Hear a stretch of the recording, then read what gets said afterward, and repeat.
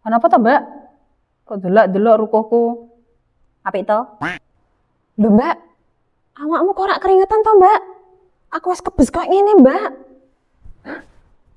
Lho piye to, Mbak? Rukoku iki kita rukuh premium.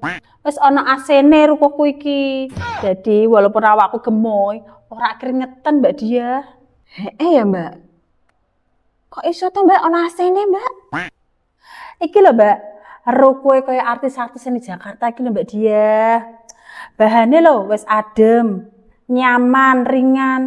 Wis pokoke nang iki kaya kena angin sepoi-sepoi ngono ki lho Mbak Dia. Wis pokoke nyaman, enak banget. Wah, nek ngono aku ya gelem Mbak.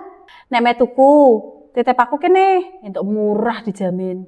Alah, tuku ngene sampean to, mesti sampean njupuk bati to? Ya mestilah, lah wong sampean kan titip aku. Ya wis Mbak, aku meh tuku dhewe, gan entuk sansaya murah. Ya wis tak kono.